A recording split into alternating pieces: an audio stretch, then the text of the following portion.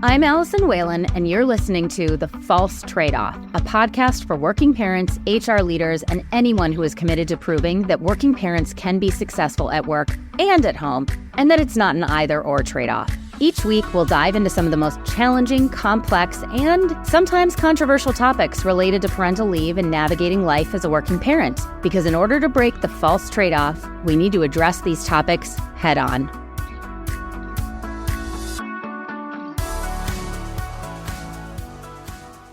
She finally made it to her office on the 17th floor of Rockefeller Plaza, ready to take a pump break, and her phone rings. She was needed back on set after Kanye West dropped a slew of expletives during his rehearsal, which was strictly forbidden on live television. This story sums up the wild duality of Lindsay Shookus' life as a Saturday Night Live producer and new mother after she had a child. Lindsay spent 2 decades at the helm of one of the most iconic shows in TV history, navigating life as a working mother with a high-stakes role in the world of live television. Lindsay's career is packed with moments like this, but there's so much more to her story. In today's episode, Lindsay joins us to share what it was like becoming a mother while her career as an SNL producer took off. She shares the lessons she learned on vulnerability, the leap she took after leaving SNL, and how she's now building spaces for women to support each other. As an added bonus, she tells a few other stories about her celebrity encounters that made her job quite interesting. Enjoy the episode. Hi, Lindsay. Thank you so much for joining me here today. I'm so excited. Thanks for having me.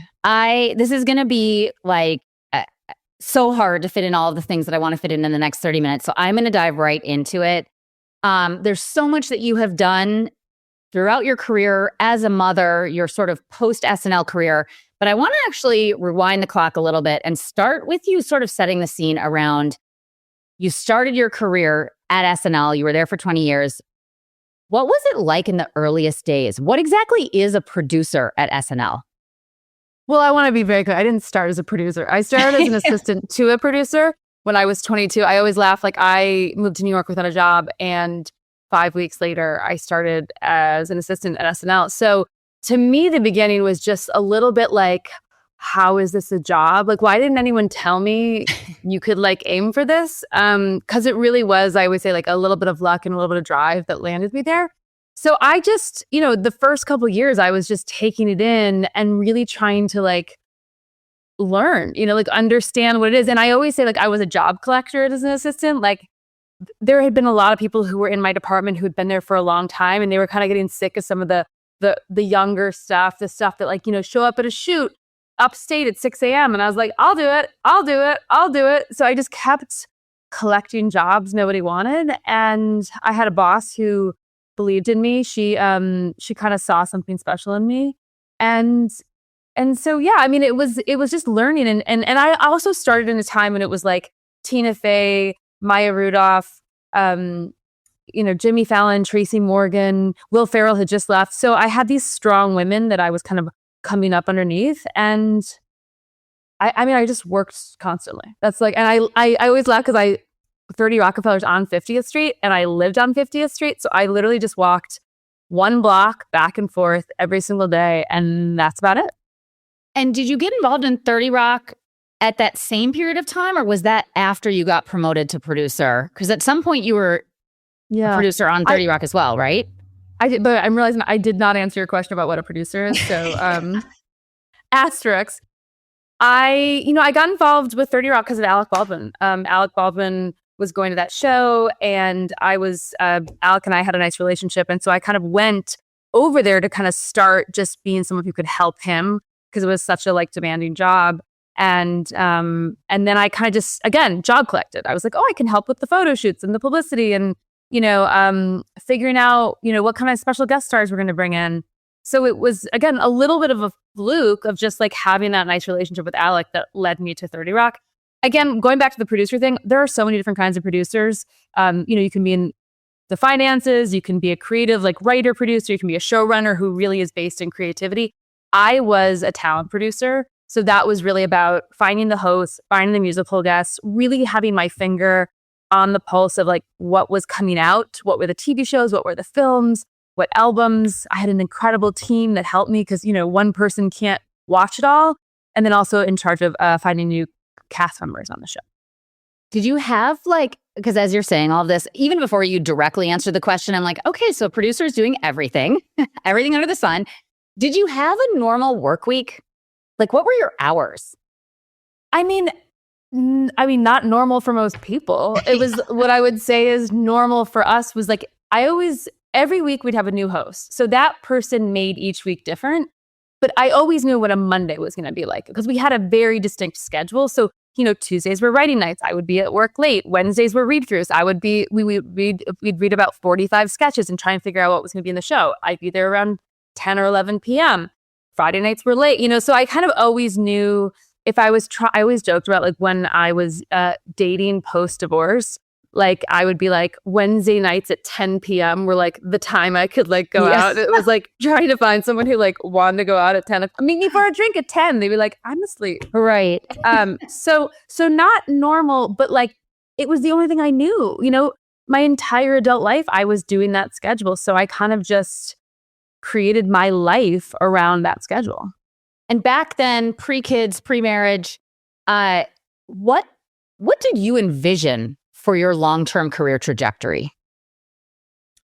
I don't know if I ever really like stopped to think about it. I just like, it's like I got on the wheel and I was just like, here I go. And I just kept going and it really worked out for me. And so I kind of was just like, work hard, build great relationships, stay on board. I knew I had a great job in New York City.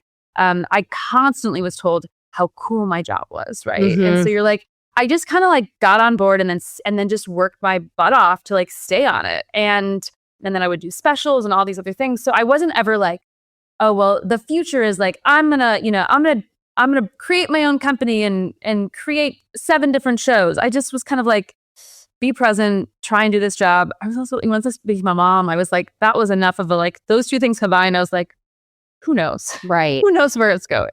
I was going to ask in those earliest days, not even earliest, but I guess pre-becoming a mother, to what do you attribute your success at work in that phase of life?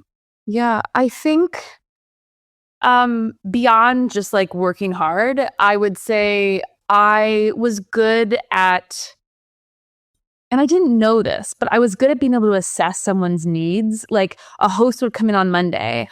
I was a good listener. I was good at being able to really quickly build something with them and like kind of figure out what they needed. I was able to, I once heard a CEO said, listen with more than your ears. Like I was able to kind of like figure out what they needed and be able to be a bit of a chameleon to like give that to them. Because don't forget, when hosts will come in on Monday, even though it could be the biggest star anyone knows, it could be Ariana Grande, huge star, but like she's still a human being who has fears and needs and wants to be happy and wants to be good. And so, you have to treat them like they're human beings. And I kind of just had a knack for like building nice relationships with people. And so I'd really say like that, building trust, doing that quickly, working hard, and being able to navigate the social part of SNL, which was like a huge part of the job. And then you found out you were pregnant. Yeah. Tell me about that. Well, I found out I was pregnant, and it wasn't necessarily a planned pregnancy. And I mean, I was married, but I knew I wanted a kid, but it wasn't really a thought through thing. And at the time, I was pretty high up in my department, but I wasn't yet a producer. And 5 or 6 days later, the woman who was running the talent department called me, and she's like, "Hey, I'm leaving, and you're going to be in charge." And the double whammy of those 2 things next to each other was like both 2 dreams. Like, oh my God, I want to be a mom. And oh my God, I want to run this department and show everyone I can do it. But the combination of the 2 next to each other seemed so overwhelming to me. Like, how can you prove yourself in this position when you know, and nobody else does, that you are going to be having a baby in like, 8.5 months. A lot of tears. A lot of pretending that I wasn't pregnant. I really waited a really long time to tell anyone because I was just kind of scared. I was scared of what people would think or if they thought I wouldn't. I wanted to prove myself in the job before people knew. So I really waited. I think I was like 21 weeks before I was like, hey, I wasn't just carrying a person in front of my stomach for the past 6 weeks for no reason. So you had a good 8 months to prove yourself before actually stepping away for parental leave. Do you feel that you were able to do that? And how did you strategize that time? Oh yeah. I think I mean, first of all, I worked on my due date. I worked Oh my a gosh. 15-hour day in 4-inch heels until 1 a.m. on my due date. So no one could say I wasn't working hard. I remember even when I was 38 weeks, Adam Levine hosted, and I remember being at the party till 4 a.m. Oh my 38 weeks pregnant. Hopefully So not I in worked. orange heels. I think I would like change. But by the way, I rocked a dress and a heel like for the show every Saturday. Good for you. I think I just, I took advantage of the fact that I didn't have a child yet. I had a good pregnancy. I felt good. I got myself out there.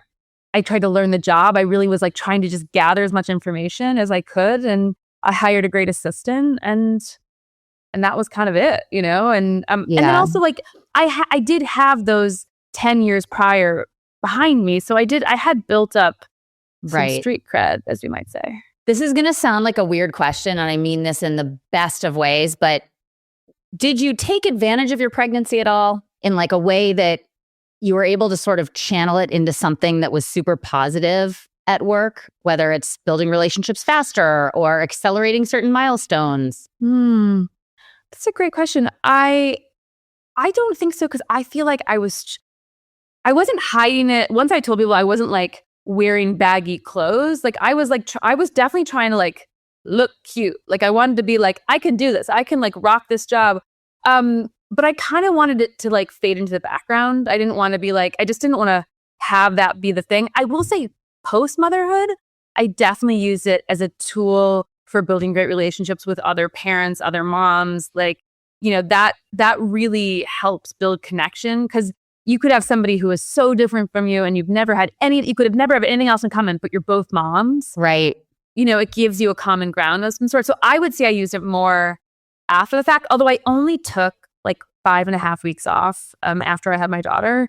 And so, that was a blur. Like I don't, that time of my life. Yeah. Tell me more about that. Were you like the first producer ever to take parental leave? Was this like uncharted territory? And so you had to sort of define that?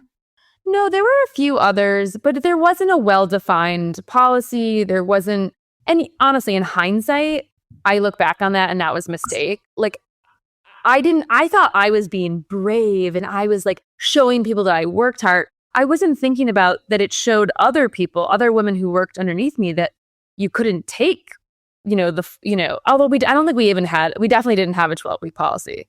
I think we maybe had at the time, I think it was like a 6-week disability policy through NBC. So, but I wasn't showing people that you should like go home and rest. And I don't love that in hindsight. I would change that. But I think I was just doing the best I could. I just was like, it felt right. And so I came back as soon as I could. I only missed 3 shows. And I do remember coming back and being at dinner. Melissa McCarthy was the first host back. I was going to ask if you remember who the first host was. I could like tell you the next. I could tell. I'm like Rain Man. I could tell you everybody. Melissa McCarthy was the first host back, and I loved Melissa. And I remember sitting. We always used to go to dinner every Tuesday night. We go to the same restaurant. Is today Tuesday? Yeah. So by the way, I bet they're at the same restaurant tonight. And I remember sitting next to her, talking to her, and I was like, "Oh yeah, I'm good at this, and this feels healing. Like I have another part of me. It's not just the person who has been breastfeeding and pumping and formula feeding and breastfeeding and pumping and formula feeding and losing her coffee. Like I'm more than that." And that was really a healing moment for me to be reminded. Yeah. And I hear that from so many people that we work with, that coming back to work, it's oftentimes such a mixed bag, because you're feeling exhausted, maybe guilty, maybe missing the child, but also like so relieved to do something you're really good at, that you know what to do. Versus at home when you're like, I have no idea what's going on or what I'm supposed to do. So you come back to work, and within 2 years, or maybe I guess nearly exactly 2 years later, you win your first Emmy. Tell me about how like that entire post-motherhood, or once you are a mother, experience in your career. How did motherhood change that career? Did your ambition change? Did the way you worked change? No, no, my ambition definitely didn't change. I didn't have time to sit around. Like that was like the part of my life that there was so much sitting around at SNL. And I was just like, I had to be so focused on like, I go to my assistant, I'm like, what do I have to do? Like, I was just like, because I was always trying to relieve a nanny. I was always running late from something. So I became really efficient. I do remember having a moment, if I'm totally honest, of feeling a little resentful that motherhood was supposed to change my life and like how much it changes moms' lives and not as much the dads. And I mean, you know, I worked through it, and my co-parent, my daughter's father, is an amazing partner in that. But still, it's just like no matter what, it just I remember being like, oh, this is I didn't clock that in my 20s. And so I was a little surprised. I was a little surprised by that. Say more about that resentment. Do you mean like it was something that you sensed from society, or that you felt like so much of the emotional labor was falling on you? I think I was just like, okay, so let's start from the idea of like you carry a baby. Like you literally carry a baby, and you know, your body gets completely, it just changes, right? Like I didn't even like process the fact of how much that is, you know, and like and how hard it is afterwards. And, you know, like what what my body was still healing from when I went back to work. And just, but there's a perception, you know, there's definitely a perception. I felt no matter how people perceive it, and I think it's obviously changing in society, but I felt a thing of like a little bit of shame for being a mom. You know, like I got to prove that I'm cool. I got to lose the baby weight. I got to be back out there showing everyone that I'm still at it. You know, like I felt like this thing that I'm sure my ex-husband didn't think he had to do, you know, and Yeah.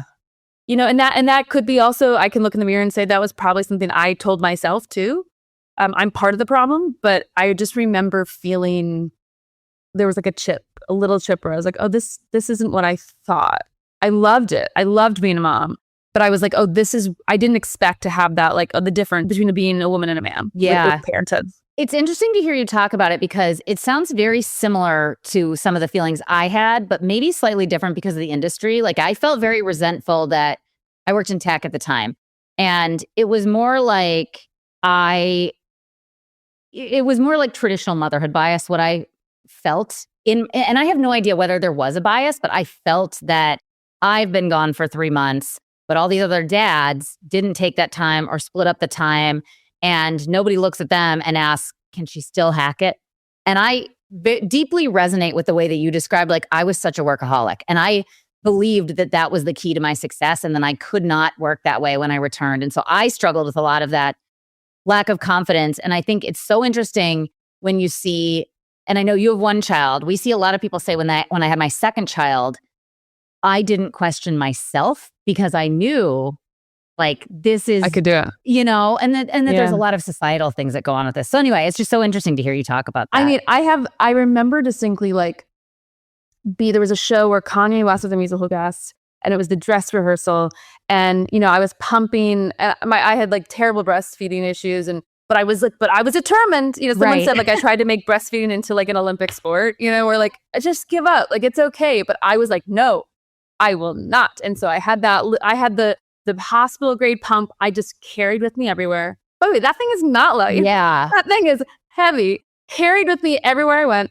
And I remember Kanye West was musical guest, and he was going on to do the dress rehearsal performance. And so normally, like during a performance, like how much can go wrong? Like I went up to my 17th floor office, brought my pump. I was like, okay, I can pump. And I turned the feed on and I'm watching it. And it's like Kanye just did a slew of expletives. Like it was just like, you know, and I just remember sitting there being like, the phone's about to ring. I'm going to get a call. And it was just like 3, 2, 1. And I was like, like, you know, I'm slowly unhooking. I'm like, yep, I will be right there. I will be right there, you know, and just like that, you know, like how much goes into that. It's right. It's just harder than you realize. Even just carrying the bag around. Right.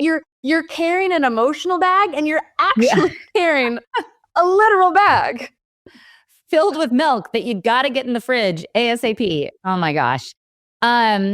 So let's talk about, you're at, well, actually, I have one question.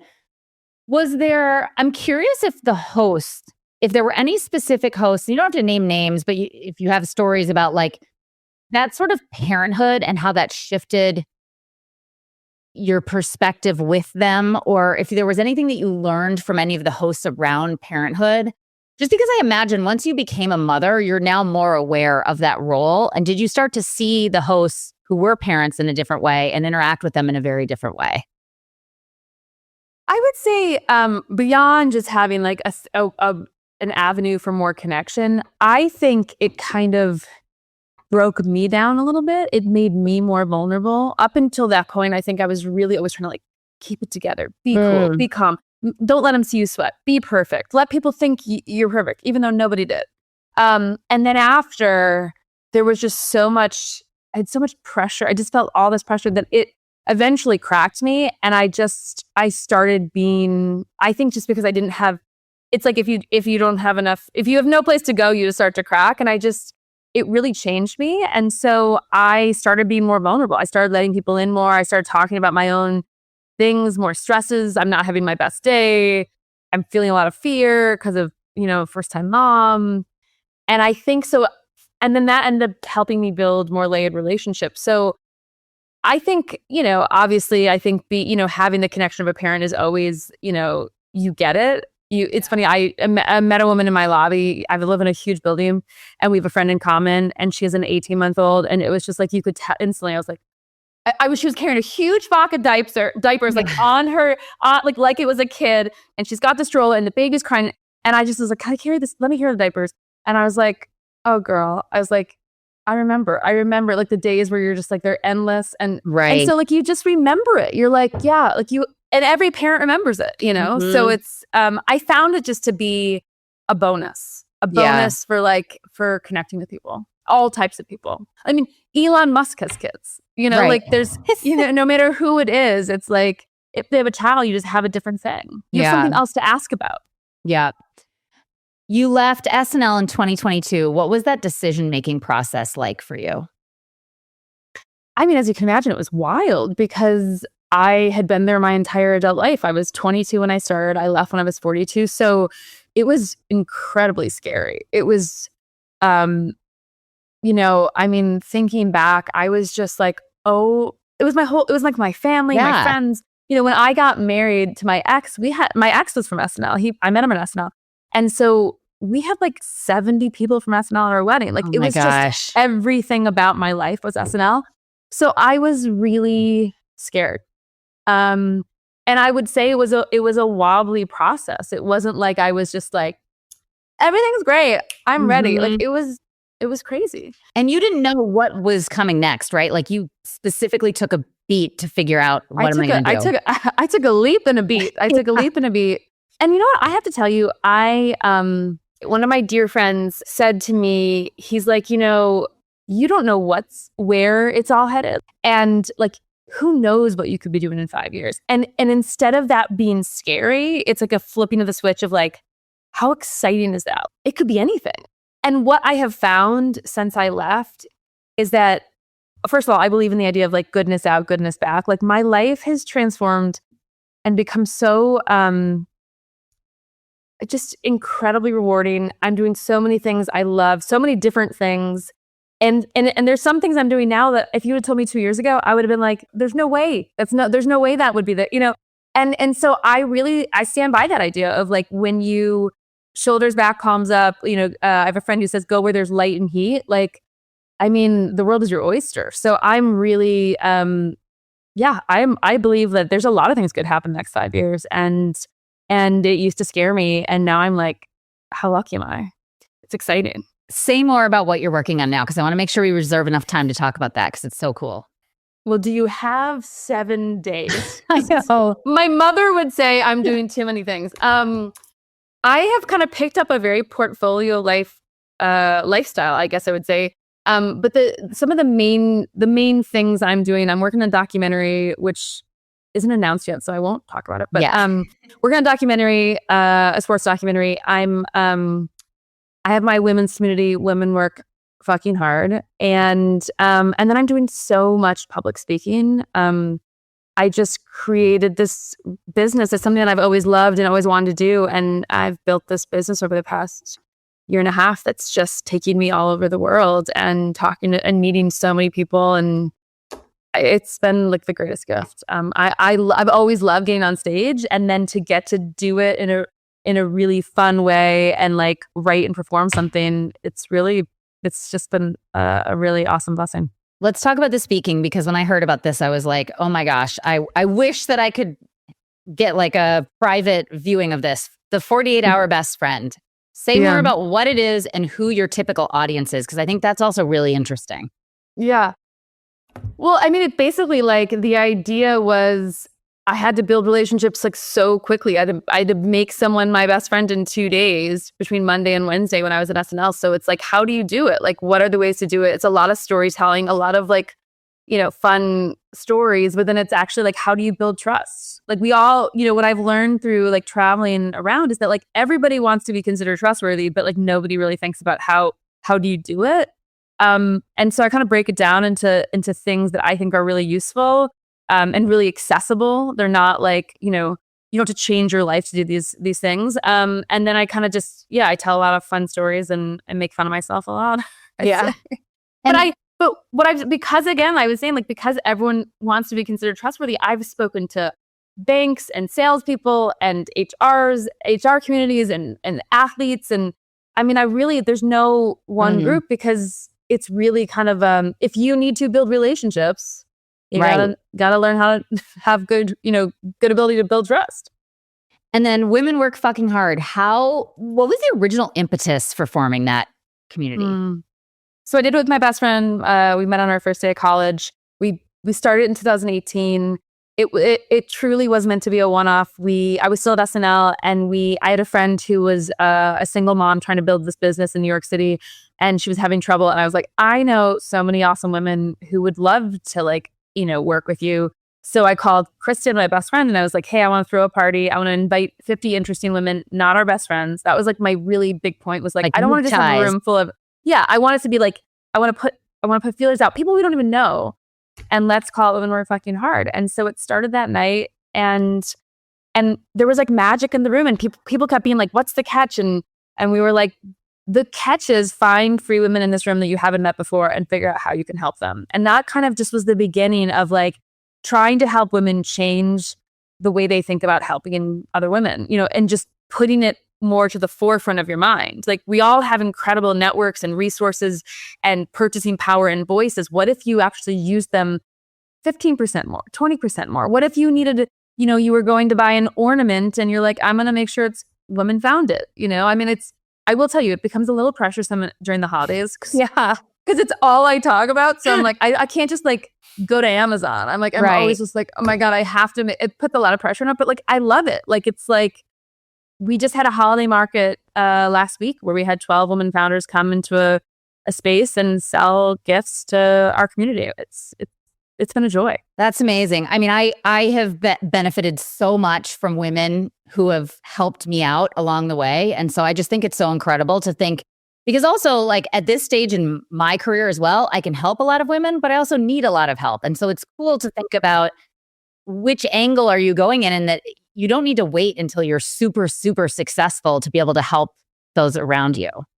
Oh, I mean, that's why we always have interns and we want young people, because we're like, start it young. I mean, I made $700 a week when I first started SNL, before taxes. Like, I didn't have the money to like go and help people do, with my money, but I had the, I worked hard, and like, and you could also then help the people next to you. You can help the interns. If you're an assistant, you still have the interns. Yeah. And, there's always somebody else you can help that's close to you. And we always say you don't have to be the most connected or the richest woman in the room to help the people next to you. And so start it young. And for the women I talk to who are like, well, women were the hardest on me in my career, I'm like, well, then don't you want to change it? Right, exactly. Like, don't you want to be different? Because like, you now can. And so that's kind of what, we're just, so it's been 7 years. We love it. It brings us joy. And we're just slowly finding impressive but kind. Or I usually say kind but impressive. Yeah. Because kind comes before impressive because we don't want you if you're an asshole. Yeah. I love it. Okay, we're thanks. almost at the end, but I did want to attempt some rapid fire. So you may hate this first question. Your favorite celebrity host that you worked with? I know it's supposed to be rapid fire. There's a million, but I'll just say Martin Short. Ooh, that's a good one. Best advice you got from a coworker or a host at SNL about parenthood? Oh, Lorne Michaels. Figure out the thing that makes you feel like a good mom and do that. Don't do what other people makes them feel like a good mom. Like find your thing because you can't do it all. That is a good one. I'm glad I asked that question. If you could go back and produce just one more SNL episode, what would it include? Well, I was always chasing Tom Cruise. Like there was one time I literally was chasing him like in an ice skating ring. Trying. My bosses sent me down to like the 30 Rockefeller ice skating rink to try and convince him to come upstairs. So I would have to say Tom Cruise because I was chasing that for a while. A week after I had my daughter, I was calling his agent trying to get him. Tom Cruise. Oh my gosh. All right. The one that got away. Let's see. Most surprising teaching or piece of advice that you offer in the 48-hour best friend? Remember small details. Like, I just think there's like such a magic in when people talk to you, we tend to like not listen well enough. And so it's like really hold on to those, treat it like it's treasure, and like, because it makes people feel seen. And it's such a great way to build stronger relationships. Like remember their birthday, their kid's name, where they went on vacation, what they're struggling with, like, and then, and bring them back the next time you see them. Love that. Something you have not done yet professionally that you would like to do in the next few years? Write a book. All right. Last question. One person you have never worked with who you would really like to work with other than Tom Cruise, since you kind of answered that already. Since I kind of, God, that's oh God. And it doesn't have to be a host, SNL capacity. It could be just anyone that you would like to work with. Diane Sawyer. I mean, I don't know what Diane Sawyer and I are going to do together, but I just think she's the epitome of grace and intelligence. And, she's just so cool. So like, I don't even need to work with her. I just want to like have dinner with her. Can I do that? Can the question be, who do you want to have dinner with? Right. Well, I tried to change it up a little bit because I was like, you're doing so many different things that I was curious which direction you would take that in. Well, thank you so much, Lindsay. This has been amazing. I was so excited to have you on because I feel also very strongly that like hearing stories about people navigating tough, ambitious career paths that aren't necessarily like a straight line and clear on what you should do is incredibly inspirational. I think you've been very generous with being honest and vulnerable about your path. And so thank you very much for coming on today to share more. I appreciate it. Thanks for having me. It was a fun time. Thanks for listening to this episode of The False Trade-Off. Make sure to subscribe if you like what you heard and give us a follow on LinkedIn to continue the conversation on all things working parenthood and parental leave. Is there a topic you'd love us to cover in a future episode? Drop us an email at hello@parentally.com. And if you're looking for support on preparing for parental leave, head over to www.parentally.com. We have checklists, guides, and other free resources to help you make the experience a little bit easier. That's PARENTALY.com.